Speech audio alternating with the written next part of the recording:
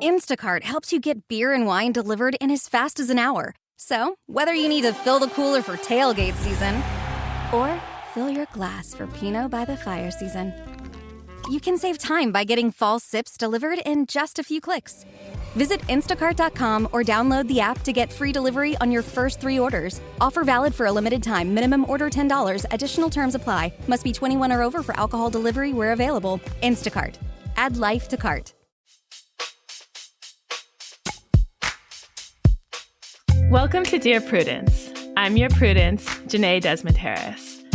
Today, we'll be answering letters about questions like, should I refuse to be a bridesmaid because I feel ugly? Should I donate sperm to an ex? And should I travel internationally with a virtual stranger who is acting extremely weird? Here to help me out is my guest, Amy Oniobi. She's a writer, director, and producer who's known for her work on HBO's Insecure. And maybe less well-known, I dug this up while looking into her background. She actually used to host a series called Modern Manners on YouTube, where she answered questions about topics like how to be a good dinner party guest and what should you do if your boss friends you on Facebook. So welcome, Amy. Thanks for being here. Oh my God, thanks for having me and for digging up my past. Yeah. So I know you have lots of advice on lots of topics, but what's a piece you would want to give just totally unprompted about anything? Unprompted advice for the world. Drink water and mind your business. Honestly, like stay hydrated and if it ain't about you, move on. You know, I find the water part so easy. I love water, but the minding your business part is tough. It's really tough. But if you see like Twitter comments, like, YouTube comments, it's usually people minding someone else's business. And it's just like, yeah, keep it chill. Focus on the business that pays you. And if you ain't paid right now, focus on that. Get money. No, it really is true. And one thing that keeps me in line with minding other people's business is like, if I do this tweet or comment that's like usually negative about someone else's business, how am I going to feel afterwards? Yeah. Usually you don't feel good. Yeah. You end up having like kind of like a stressed out, antsy feeling after you've minded someone else's business in a way that's negative. So probably better not to, and just to like have a half gallon of water instead, right? I completely agree. I always think if I have to think about it, if I'm like, should I tweet this? The answer is no. Like exactly. If you have any hesitation, the answer is no. Save it for the group thread. That's what texts are for. Totally. Even though now Twitter is like safer because nothing's really going on there. No one's on there. Nobody sees any tweets. So you can actually kind of do what you want. It doesn't matter. Nobody's there. Yeah. Anyway, Amy and I will get into answering your questions after a short break.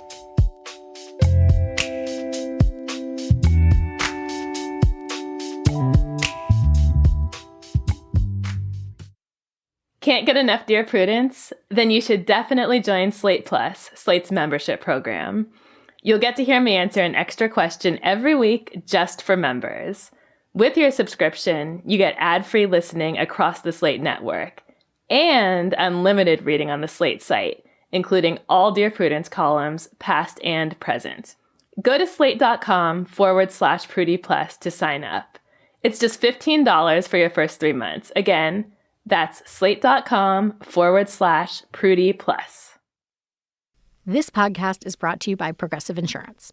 Let's face it, sometimes multitasking can be overwhelming. Like when your favorite podcast is playing and the person next to you is talking and your car fan is blasting, all while you're trying to find the perfect parking spot. But then again, sometimes multitasking is easy, like quoting with Progressive Insurance. They do the hard work of comparing rates so you can find a great rate that works for you, even if it's not with them. Give their nifty comparison tool a try, and you might just find getting the rate and coverage you deserve is easy. All you need to do is visit Progressive's website to get a quote with all the coverage you want, like comprehensive and collision coverage or personal injury protection. Then you'll see Progressive's direct rate, and their tool will provide options from other companies, all lined up and ready to compare, so it's simple to choose the rate and coverages you like. Press play on comparing auto rates. Quote at Progressive.com to join the over 29 million drivers who trust Progressive. Progressive Casualty Insurance Company and Affiliates. Comparison rates not available in all states or situations. Prices vary based on how you buy.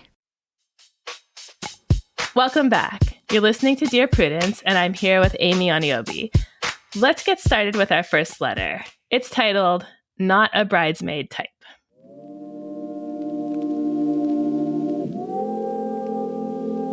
I have a problem that may seem strange. My best friend is getting married soon, and I know she will want me to either be a bridesmaid or her maid of honor. And I really, really don't want to do this. Not because of money or anything like that, but because I'm really not that attractive. I'm kind of plain and overweight. My best friend is a real sweetheart and much better looking than I am. She doesn't get how horrible it is to have to stand up in front of a crowd and know people are judging you and maybe laughing. If I told my friend how I felt, I know she'd just say it didn't matter and she loved me and wanted me to be there and she'd work with me so I'd be comfortable. But like I said, she's just so pretty, she doesn't understand. She has other friends who would probably look better. Can you see a way out?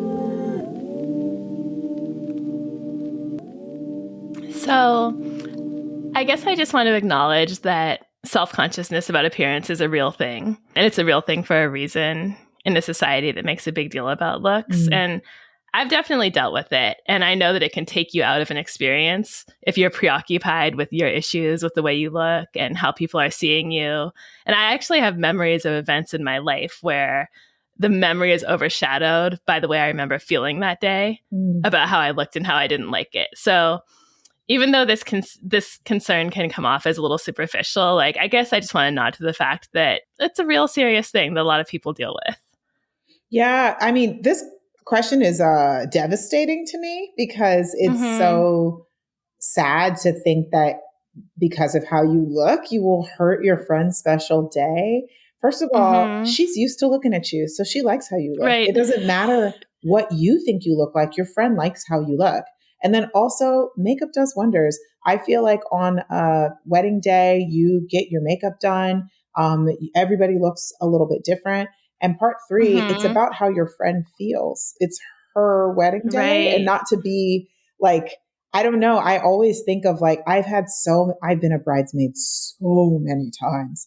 And my brides have asked for insane things. Like, we all need to take photos with our robes half off our shoulder and winking. And I'm like, this is ludicrous. But I'm always like, it's her day, whatever she wants. So for me, I think in this situation, I would want to put my feelings aside to support my friend. And then I guess it makes me also just so sad to think that you're in a relationship with the world and with your friend and with yourself where you're constantly comparing how you look to others. And I would want to get that addressed apart from the wedding. Like, what can I do to improve my self-esteem in that? Right. Also, like, quote, kind of plain and overweight sounds pretty regular. Yeah, that's me. It's not as if this person... Me too. Like, yeah. It's not as if this person is saying she's so far from the standard of beauty that like children are getting frightened when they look at her. People aren't yelling at her on the street. She's just like okay looking, which seems more manageable than I have this huge perceived flaw that I'm so self-conscious about and that people make fun of me about all the time. But I like what you said about making it about the bride. And that's the advice I give to people who are like, I'm not enjoying this experience. I'm being asked to do too much. And I didn't even get a +1. I just tell them the only way you're going to enjoy being a bridesmaid is to change your mentality, to like almost have a competition with yourself of like, how much can I make this person's day great? Yeah. Because if your goal is to have a great day on a schedule you didn't choose, wearing something you didn't choose, where someone else is the focus, you're going to fail. Yeah. So you have to like switch your mentality to just being a cheerleader for this other person. And I think that kind of applies here too. I wonder if the letter writer can just, I hate to tell people like, just think about it differently because that's very hard. But I wonder if she can challenge herself to sort of shift her focus to her friendship with the bride. Because I really do feel that weddings, when it comes to like the bride's set of girlfriends who are there, they're so much more about friendship than they are about the actual relationship of the two people getting married. Yeah. Like I'm sure in your many bridesmaid experiences, when you're in that room with the robe off your shoulder, drinking champagne, nobody is talking about the husband at all. He's not mentioned. Nobody is like giving relationship advice. Nobody is saying, oh, when you're having children, it's all about, yay, we're here and we're all friends, right? Exactly. So I just wonder if she can kind of lean into that. Can we talk about Insecure a little bit? Of course. So in the finale, for those who don't know, it ends with a wedding.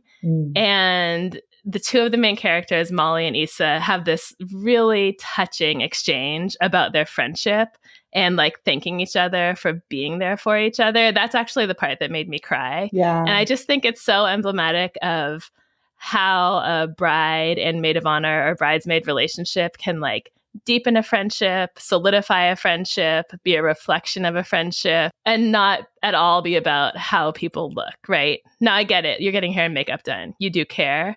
But it would have been a tragedy if Molly had said, I don't want to stand up there because I don't like how I look this week, you know? Yeah, I completely agree. And as someone, I'll say this, just sharing a little anecdote from my own life. I officiated a friend's wedding before, so I'm in every photo. And I started to cry the minute they came down the aisle. And so I feel deeply like I've ruined every photo because every photo has me standing between them looking like a mess.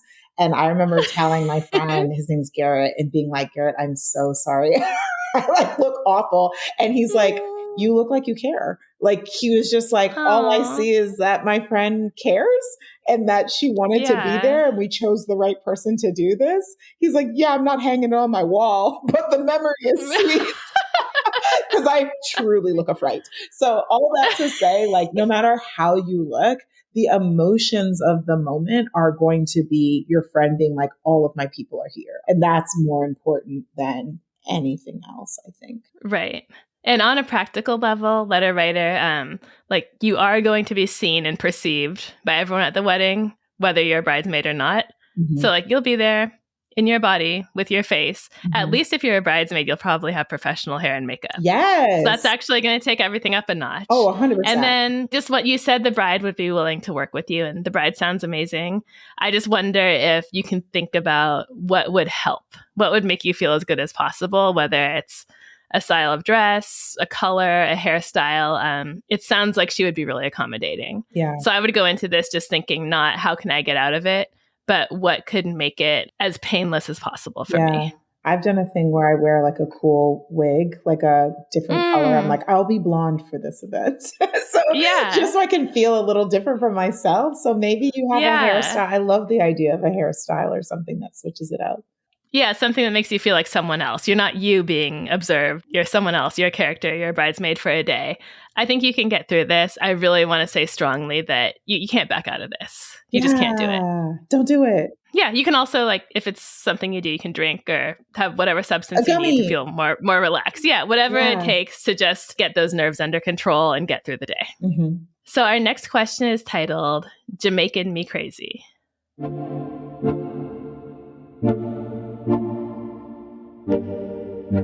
I really don't know what to do or how to read this situation. My on-again, off-again boyfriend of almost 7 years lives in another state right now. He was basically having a crisis and felt it would be best to move back to where his family is. I was supposed to go too, but things didn't go as planned, and now he's in the process of getting back to me, which wouldn't be for another month. We're in a rocky place. I love him, but there's so much when I think about it. We started dating young, at 19 and 21. I do think he loves me, but I'm not sure if I desire more emotionally.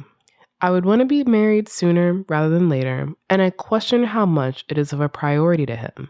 Well, he's been gone almost 5 months now. I met someone else about a month ago. He's definitely my type. We spent a few days in a row with each other when we first met. He introduced me to his parents, and they invited me to Jamaica with them. I thought it was bizarre, but I got wild, genuine vibes from him and his family. Another important thing is he and I have the same birthday, January 18th. He's just 1 year younger. After the first week of us getting to know each other, I didn't see him again until today. I had gone out of town for a week. His cousin passed away. He had car troubles. I work a typical 8 to 5, and he works at an auto store in the evening hours. There were a lot of obstacles. So I tried to be understanding. But also, he was going MIA a bunch of times. He is very inconsistent with texting. At the same time, when he would text me, it would always be explaining why he wasn't communicative. And all this time, he's still been saying he can't wait for us to go on this trip. As I said, I finally saw him today, and the trip is supposed to be this upcoming Friday. 6 days away. He mentioned meeting my mom and brother this week. I spoke with his mom, and she was so excited about the trip and was confirming I was going. When I saw him today, I was instantly just at ease and laughing the whole time. He does lack a lot in ways compared to my long-term uncertain situation, like independence-wise. I'm just wondering what is really up with this guy, though. Is it weird he's still expecting me to go on this trip out of the country and meet his whole family, basically? Is he really serious about me? His behavior really makes me question it, but when I'm with him, it feels genuine. Is he playing games just to get me there? I just wish I could understand because he has not put effort into doing anything with me really when we live 3 minutes away from each other. So why would I go out of the country with so little time spent? I honestly really do want to after seeing him, but I just want to know what exactly is really going on. He's very sweet to me, but hasn't made much time for me. I've expressed to him I would like better communication, but there's always an excuse as to why I didn't hear from him. I don't like that. At the same time, I feel a connection with him. When we first met, it was like instant, and he said that as well. And that's why he said he invited me to go on the trip. It was later in the text that we discovered we have the same birthday. I don't want to miss if this could be something special underneath, and maybe the trip will confirm it? Please help. I was just laughing listening to this because I know this letter writer has been driving her friends absolutely nuts. Yeah. Texting the group chat about She this. just said this. No. What do you think? He just says this, but wouldn't he have made more effort? But I'm not sure. And they're all just like counting the red flags that are just lining up one after the other. So first of all, with the guy number one, on again, off again for 7 years, just keep that off. Bye. It's okay to just keep that off. I don't even know what happened, but keep it off. Number two, his cousin passed away and he had car troubles. Do you ever watch the show Catfish? Yeah. So whenever someone is like not who they say they are in a relationship and they've been sending fake pictures and they don't want to meet up, their cousin always died or someone died. That's wild because you can't question that. True. You can't question it, right? Or they're on their way or it's car troubles, right? I don't even feel like cars break down like that anymore. They really don't. And also, why ain't he got a car that works? So Right. So that's a huge red flag. He and I have the same birthday. It's not a red flag to have the same birthday. It's a red flag to need that as a piece of evidence that this is a good connection. Yes. And I'd like to just point out that January 18th, that's Capricorn going into Aquarius. So I just want to point out that Aquariuses kind of like go with the flow. And it sounds like that's what they're both doing. So they're cusp Aquarius right now. So him having the same birthday to me is a red flag because he's going with the flow just like you are. So separates this. Oh, that's such a good astrological insight. I love that. Okay, so next red flag, he lacks things compared to my long-term situation, like independence-wise. Okay. That's not great. No. That's not great. You want someone who lives independently and isn't doing everything with his parents. Yeah. I think this is really the kicker here. He has not put effort into doing anything with me when we live 3 minutes away from each other. I was like, what in the world? How much more do we need here? How much more do we need here? Oh, and the last one, I don't want to miss if this could be something special underneath, and maybe the trip will confirm it. I think that if you have something special, the first clue will be that it feels like something special. Yes. Not something frustrating and confusing and stressful and inconsistent. Yes. We had this letter a while ago where someone was like, this guy is rich and he invited my friend to travel with her. Do you think he's trying to human traffic her? And I kind of made fun of that. Like, that's why are you going there? But this situation, I'm honestly like, maybe? Yeah. Maybe? Yeah. It just seems very sketchy. It's mad sketch. And then also, I want to point out to our letter writer, she met this guy after 7 years of on again, off again. And as a therapist once told me, we in life are attracted to what's familiar, not what's good for us.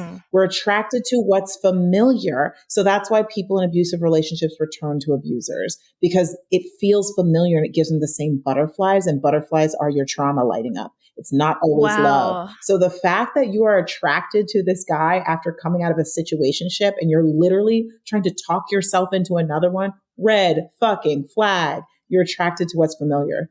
Try and find something that feels different. Butterflies are your trauma lighting up. I wrote that down. I'm going to add that to my arsenal. That makes so much sense. Yeah. And I hadn't made the connection between like relationship 1, which sounds bad, and relationship 2, which sounds bad in a different way, but I'm actually seeing that they actually have a lot in common. Right.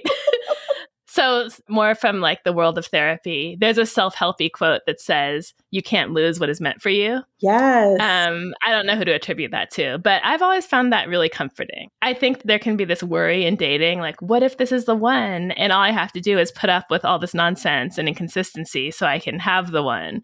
Well, just don't put up with the horrible stuff. And if it still works out, then that's your answer. It was the one. And if it doesn't happen because you didn't go to Jamaica on a week's notice after no contact, then maybe that's your sign that this wasn't meant to be. That's your sign. Yeah. Where the first letter kind of made me devastated, this one makes me really stressed because I was like, girl, you are telling yourself the signs and then trying to talk yourself out of them. You know the answer. That's so true. We're living in the age of Tinder. You don't have to choose between 7-year on and off and I just met you. You're weird and flaky. Yeah. And love bombing, like being like, come to Jamaica, meet my whole family. That's a lot. Yeah. It's way too much. Open the apps and just widen the pool to like 5 or 10 more people. Yeah. And start to look for someone who has the good qualities of these two guys and like far fewer of the bad and weird and confusing ones. Yeah. Agreed. To be totally clear, no to Jamaica. Do not get on the plane. Don't do it. Under any circumstances, don't do it.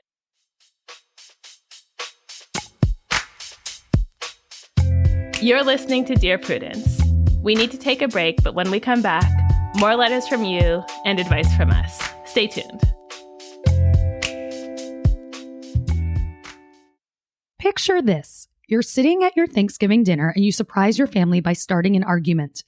Discussion in a new language. Start today and get ready to say, pardon my French, at Thanksgiving dinner. Because with Babbel, you start speaking a new language in just 3 weeks. So I'm Daisy Rosario. You might recognize my voice because I sometimes read the Prudy letters. And I actually am a Babbel user. I started using Babbel after first getting to try it a few years ago. And I tried some other language stuff, but Babbel just works for me better. Like it's just a lot of fun and it kind of interacts with my brain in a number of different ways. And if you ever reach the point where you want to talk to real humans and not just be messing around in an app, Babbel has that too. So when I'm going on a short trip, I really like to be a polite guest and make sure that I at least know how to say some basics in the language of whatever country I'm going to. But besides that, when it comes to long-term learning, I grew up in a Latino family, but I did not grow up speaking Spanish. And now I'm still trying to learn that in my adulthood. And one of the things I love about Babbel is that they have Spanish Latin American version as an offering. I'm so grateful for that because the Spanish I learned in school was Spanish from Spain, which was honestly really different from a lot of what I experienced my family speaking at home. So I just really enjoy Babbel. Why Babbel? Because it works. Studies from Yale, Michigan State University, and others continue to prove that Babbel is better. One study found that using Babbel for 15 hours is equivalent to a full semester at college. Babbel's wide range of learning experiences, ranging from casual to intense, mean there's always a way to fit in a Babbel session. From self-study app lessons to podcasts to live classes. With over 10 million subscriptions sold, Babbel is real language learning for real conversations. Here's a special limited time deal for our listeners to get you started right now. Get 55% off your Babbel subscription, but only for our listeners at babbel.com/Prudy. Get 55% off at babbel.com/Prudy, spelled BABBEL.com/PRUDIE. Rules and restrictions may apply. ABC Wednesdays. Celebrity Jeopardy is back. Damn! Look at that! Hosted by me, Ken Jennings. Yeah! A new season of powerhouse celebrities compete Go big or go home. to win $1 million for charity. When celebrities take the Jeopardy stage, anything can happen. Bet it all! What is zombie? What is Arctic? What is the incorrect answer to this question? Celebrity Jeopardy in Prime Time. Wednesdays on ABC and stream on Hulu. Welcome back to Dear Prudence. My guest Amy and I are working together to answer your letters today, and the next one is titled Confused in New Fatherhood. My ex-wife approached me recently and asked if I would help her by being the donor partner as she tries to have a child. I agreed to do so. She's been trying to have a child for 10 years with no success, and I'm sure she still harbors some hurt that she and I never had a child while married. Our marriage ended several years ago after I lost attraction to her. I'm in therapy to understand the mechanics of why, and so we don't have sex, but we have a very amicable and friendly relationship, and both still love each other. In talking to people who know her, she does secretly wish that she and I could reconcile and find a way back to the happiness we found early in our dating path together. In the meantime, I just discovered I have a 9-month-old child by a woman I have been seeing. I'm not in love with her, and this was essentially an accident. My ex and I do not discuss other relationships, but do I need to disclose to her the fact that I have a child now? Or is this irrelevant to my agreeing to assist her via IVF to have her own child? I want to do the right thing, but fear this knowledge may irrevocably hurt my ex. The fact that I have a child with someone, in her view, so haphazardly, and yet don't sleep with her and wasn't able to do that for her.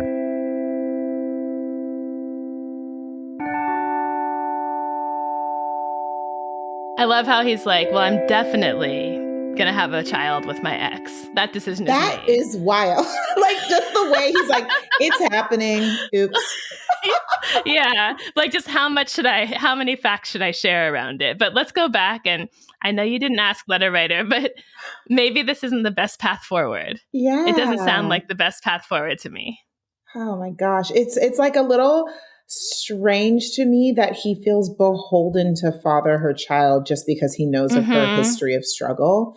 Like, there are many kind things you can do for a person. Becoming the absent father to their child doesn't feel like the kindest. So unless you're planning in some way to, especially knowing that she wants to get back together with you, like, it's a little manipulative to lead her on to think she can have a family with you. It's weird. I don't want to be judgy. I don't know all the history, but I'll say, hey, letter writer, why do you want to be attached to your ex for the rest of your life? You know what I mean? That is such a good That's what question. you're signing up for. I love that question, especially because she still has feelings for him. Yeah. Every clause in this letter raised questions for me. So he's heard through friends. First of all, why is it friends and not her? Yeah. That she still has feelings for him. If she still has feelings, why do you think it would be healthy to be a donor for her child? Yeah. I know there's a lot of creative ways to have a family and people do different things, and I get it. But I think what makes a situation like this work is like tons of transparency and communication and emotional maturity on both sides. And I'm not seeing any of that here. It just seems there are so many conversations that have not been had and need to be had, preferably with the help of a professional to decide like whether this is a good idea. How would it look legally? How would it look emotionally? What are we going to do with these lingering feelings? Does she understand there's no chance of reconciliation? All of these are questions that need to be answered. And yes, absolutely, the existence of a 9-month-old child should be shared, but it's like number 10 on the list. Right? Yeah, it's like there are a few things that need to be shared before that. I'm not in love with you. I don't plan on being in love with you again. Don't see it happening. Whether or not you plan to be a part of this future child's life. If you're planning to date other people while she's pregnant, how much you're planning to be present in the birth process. Like, there are so many things that need to be assessed, and letting her know, by the way, I'm having a kid with someone else feels pretty crucial. Yeah, definitely. And like, don't feel as if you are her only path to having a child. There are a lot of other people out there with sperm. Some of it costs money. Some of it is free. Maybe you could contribute financially to going to a sperm bank. I think the letter writer feels guilty that he lost attraction to her. And he feels like he's responsible for the fact that she hasn't been able to create the family she wants. And so he wants to kind of step in here. Yeah, I actually think that's a good point, Janae. He said he's in therapy to understand the mechanics of why they lost attraction for her. And I'm kind of like, who cares? Who cares? Like, people lose attraction for people. Why are you beating yourself up about it? Why is this guilt making you want to give her a child? There's something there too. Yeah, totally. This isn't a solution to the problem that you had. Very low on the list of topics that would need to be discussed if you were thinking about creating this child together. So not only do I not think you need to tell her about the 9-month-old child, I think you need to not do this. and bring that up with a therapist who will agree with us. You're listening to Dear Prudence. When we come back, more letters from you and hopefully some helpful advice. Stay tuned.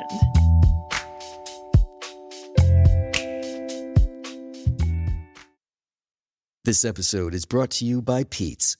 Few things start your day better than a good coffee. That's why Pete's hand roasts their coffee from a specific selection of high-quality beans. And they don't just put those beans into anyone's hands. Pete's trains their roasters for 10,000 hours so they can master the roast that gives you the most. Pete's Coffee. Coffee for coffee people. Find Pete's online or at your local retailer. I'm Janae, and you're listening to Dear Prudence. Amy and I are about to tackle our last question for the day. Ready, Amy? Ready as I'll ever be. Let's go. Okay. The letter is titled, Kinda Paranoid, Kinda Not.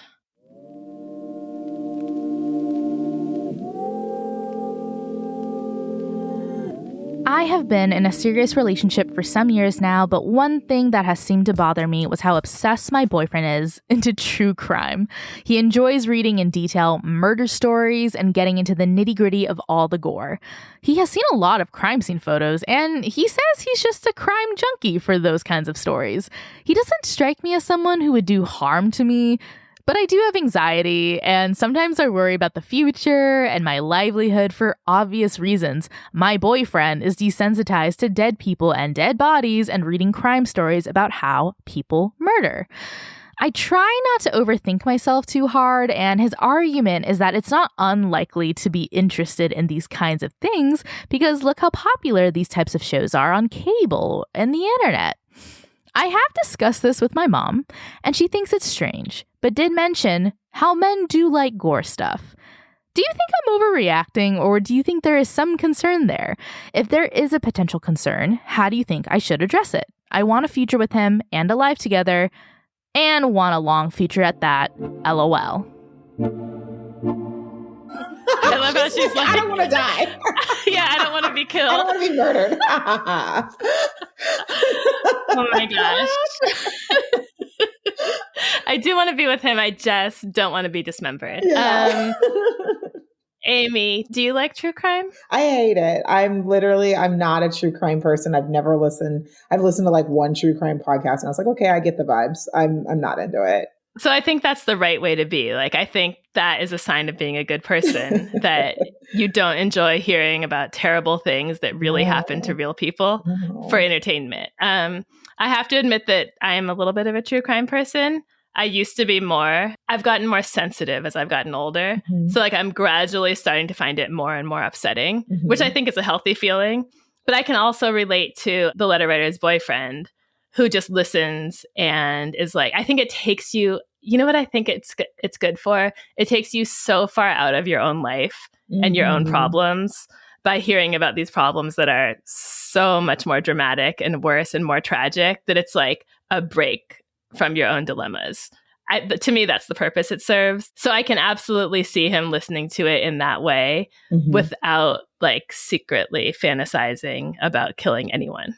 Yeah. And also true crime, I think part of the appeal is like exploration of the human condition and just like how people think and how people feel about things. So I sometimes find people who are not extremely social sometimes are into true crime because it's like you're learning about people, even though it's like sad, but you're also learning. It's always like they're lovers for 12 years. And then, you know, it's like you're hearing their backstory, and that part of it is sometimes just hearing about people. Totally. I guess my question for the letter writer is like, why are you hearing true crime all the time? Because I'm like, is he listening to it out loud in your house? Is he recounting it to you? Is he listening into the car when you're going places? I guess I'm like, how much is it inundating in your life? And maybe that's a boundary you could draw. where it's like, Yeah. listen to it when you're on walks without me. Like, I don't want to hear Right. it blasting from the stereo every time I walk in the door, you know? Right. Because we have AirPods for a reason. Yeah. I've dated someone who loves horror and I do not. Like, I can't even watch like a children's scary movie, but I wasn't like, oh no, he might turn me into a ghost. I was very much like, please watch that when I'm not around, you know? And right. So, yeah. You know what line kind of concerned me here? And I'm maybe just as a writer, I'm like nitpicking this choice of words, but he doesn't strike me as someone who would do harm to me. This isn't like somebody who you're sitting next to on an airplane. This is your person you've been in a relationship with for several years. Like, what do you mean he doesn't strike you? Yeah, you should be like, he isn't somewhat. Like, what does that mean? Have you heard him like angrily kill a spider? Has he threatened his mother? Like, what? Like, why are you unsure about your safety? Yeah, like, how is this issue not totally closed? Like, he's a delightful, warm person who would never hurt a fly, but he loves true crime. Like, I don't know, pretty sure that he's not likely to murder me. But on a more serious note, if there's a big question mark about whether this matters, I think that might be your answer. Yes. I just feel that after a number of years of dating, you should feel really certain that the person you're in love with is not like a dark, violent monster.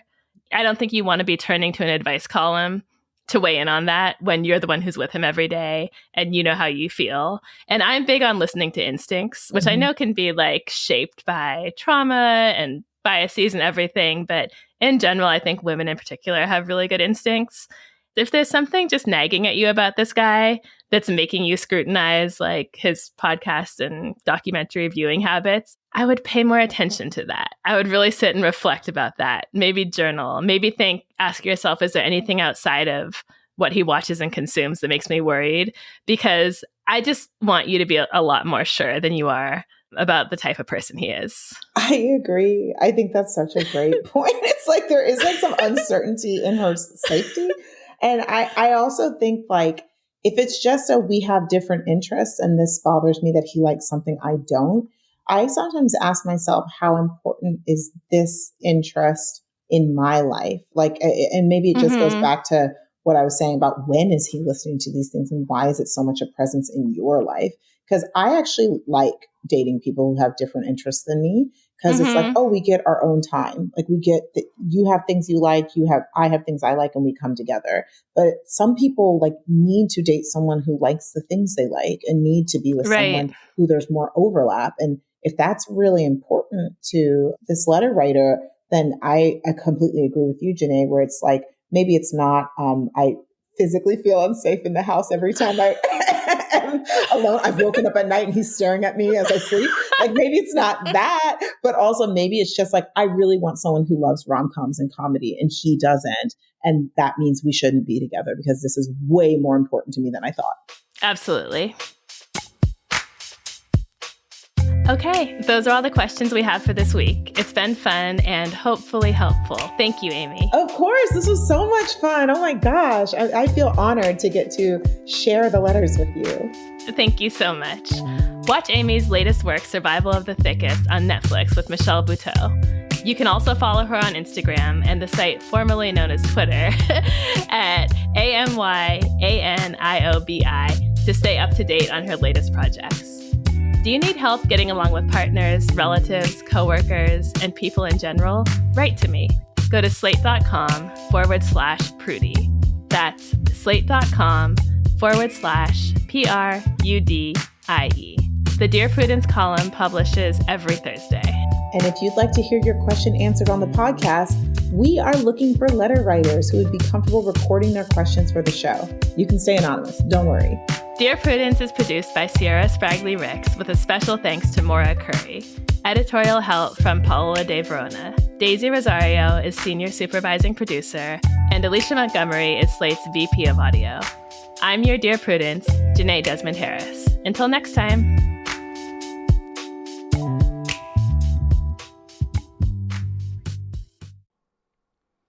Hey Prime members, did you know you could be listening to this episode and all episodes of Dear Prudence ad-free? Avoid the ads and start listening today by downloading the Amazon Music app.